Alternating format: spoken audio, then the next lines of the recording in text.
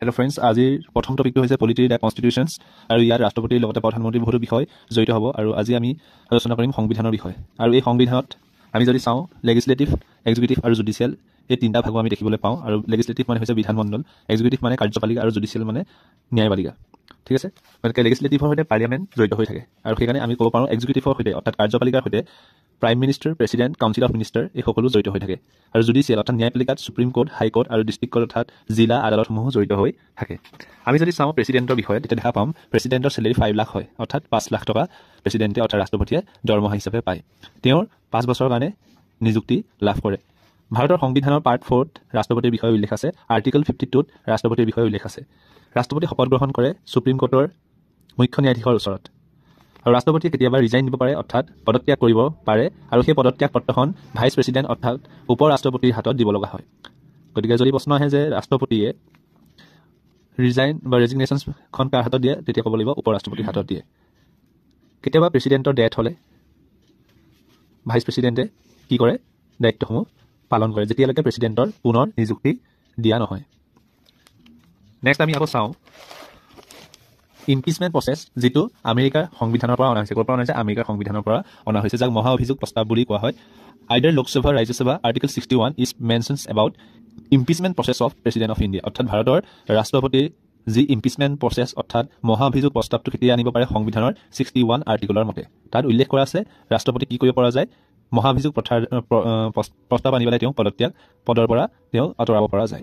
Eligibility অৰ্থাৎ ৰাষ্ট্ৰপতি eligibility মানে হ'ল তেওঁৰ যোগ্যতাসমূহ কি কি লাগিব। তেওঁ এজন ভাৰতীয় হ'ব লাগিব, তেওঁৰ বয়স 35 বছৰ হ'ব লাগিব আৰু তেওঁৰ কোনো যাতে বেমাৰ আজাৰ নাথাকে, তেওঁ মানসিক একদম চাউণ্ড মাইণ্ড বুলি কোৱা হয় যাক, মানসিক সন্তুলিত হ'ব লাগিব। ন' অফিচ অফ প্ৰফিট অৰ্থাৎ কোনো লাভজনক কামত তেওঁ জড়িত হ'ব নালাগিব। তাৰপাছত যদি আমি চাওঁ পাৰ্ট 5ৰ কথা, য'ত পাৰ্ট 5 আৰ্টিকল নাম্বাৰ 52 পৰা 78 আছে, deal with the union executive. ৰাষ্ট্ৰপতিৰ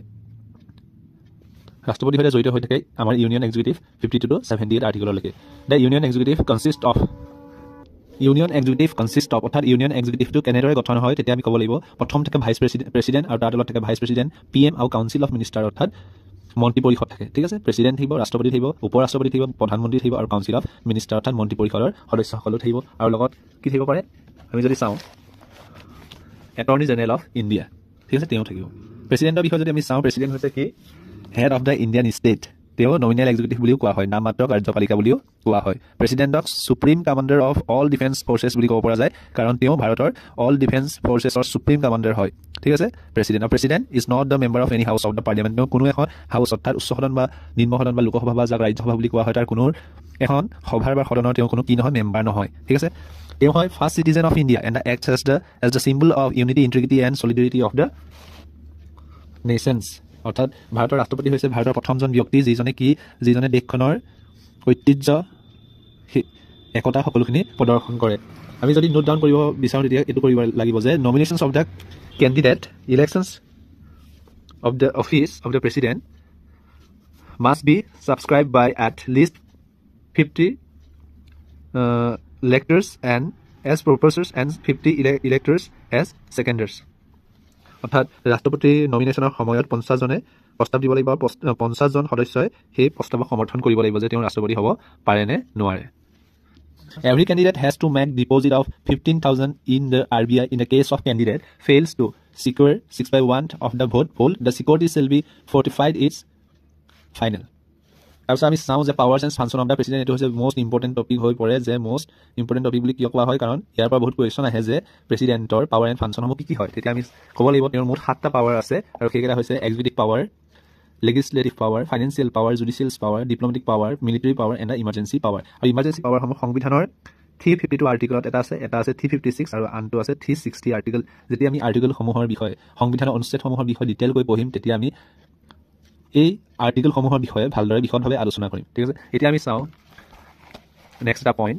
হি appoints PM, attorney general of India, controller and auditor general of India, chief elections commissioner and chairman of UPSC। গতিকে তেওঁ কাক নিযুক্তি প্ৰদান কৰিব পাৰে ৰাষ্ট্ৰপতিয়ে, তেতিয়া আমি গম পাম প্ৰধানমন্ত্ৰীক কৰে attorney general of India, controller and auditor general of India, chief election commissioner অৰ্থাৎ ভাৰতৰ নিৰ্বাচন আয়োগৰ মেইন জনকো অৰ্থাৎ চিফ জনকো, মুখ্য নিৰ্বাচন আয়ুক্তজনকো তেওঁ নিযুক্তি প্ৰদান কৰে। আপোনালোকৰ কাৰণে এটা প্ৰশ্ন যে ভাৰতৰ প্ৰথমজন চিফ ইলেকশ্যনছ কমিশ্যনাৰ কোন, আৰু ECI elections commission of India কিমান চনত গঠন কৰা হৈছিল ECI কিমান চনত গঠন কৰা হৈছিল ইলেকশ্যনছ কমিশ্যন অফ ইণ্ডিয়া কিমান চনত গঠন কৰা হৈছিল আৰু এটা প্ৰশ্ন আহিব পাৰে ভাৰতত EVM মেচিন কেতিয়া প্ৰথম ব্যৱহাৰ কৰা হৈছিল EVM মেচিন যি মেচিনটোত ভাৰতৰ নাগৰিকে বৰ্তমানে কি কৰে ভোট দিয়ে ঠিক আছে গতিকে EVM মেচিন ভাৰতত প্ৰথম কেতিয়া প্ৰচলন কৰা হৈছিল ECI মানে কি ইলেকশ্যনছ কমিশ্যন অফ ইণ্ডিয়া এইটো কেতিয়া প্ৰতিষ্ঠা কৰা হৈছিল অৰ্থাৎ ভাৰতৰ নিৰ্বাচন আয়োগ গঠন কৰা হৈছিল এনেকুৱা ধৰণৰ প্ৰশ্নসমূহ অহা দেখিবলৈ পোৱা যায় UPSC আমি সকলোৱে জানো ইউনিয়ন পাব্লিক ছাৰ্ভিচ কমিশ্যন ইয়াৰ চেয়াৰমেনজনকো ভাৰতৰ ৰাষ্ট্ৰপতিয়ে নিযুক্তি প্ৰদান কৰে তাৰপিছত আমি চাওঁ legislative power he appoints any member of Lok Sabha to preside the sessions and the absence of speaker and the deputy speaker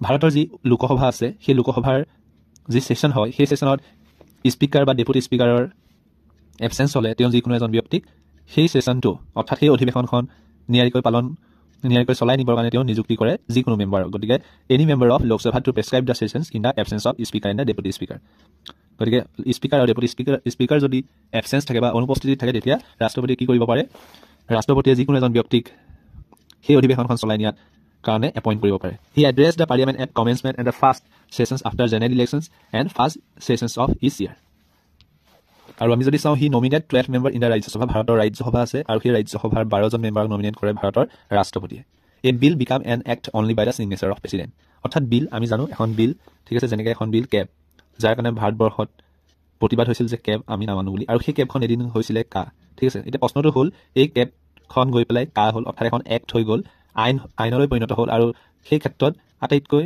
লক্ষণীয় ভূমিকা গ্ৰহণ কৰে আমাৰ কোনে ভাৰতৰ প্ৰেচিডেণ্টে কাৰণ প্ৰেচিডেণ্টৰ লাষ্ট চাইনটোৱে হ'ল এখন বিল আইনত পৰিণত হোৱাৰ কাৰণে মেইন দায়িত্ব আৰু সেই দায়িত্বটো পালন কৰে মানে ভাৰতৰ ৰাষ্ট্ৰপতি গতিকে বৰ্তমান ভাৰতৰ ৰাষ্ট্ৰপতি কিমানতম ৰাষ্ট্ৰপতি সেইটো এটা কুৱেশ্যন আহিব পাৰে যে ভাৰতৰ বৰ্তমান ৰাষ্ট্ৰপতি কিমানতম ৰাষ্ট্ৰপতি আৰু তেওঁ প্ৰথমতে তেওঁ কোন ভাৰতৰ ৰাষ্ট্ৰপতি যিগৰাকী এতিয়া বৰ্তমান তেওঁ আগতে কোনখন ৰাজ্যপাল আছিলে সেইটো এটা মষ্ট ইম্পৰ্টেণ্ট কুৱেশ্যন হ'ব পাৰে ঠিক আছে গতিকে আমি মনত ৰখাটো ইম্পৰ্টেণ্ট যে এখন বিল এখন আইনলৈ পৰিণত কেতিয়া হয় যেতিয়া ৰাষ্ট্ৰপতিয়ে কি কৰে প্ৰেচিডেণ্টগৰাকীয়ে বা ৰাষ্ট্ৰপতিয়ে কি কৰে ছিগনেচাৰ কৰে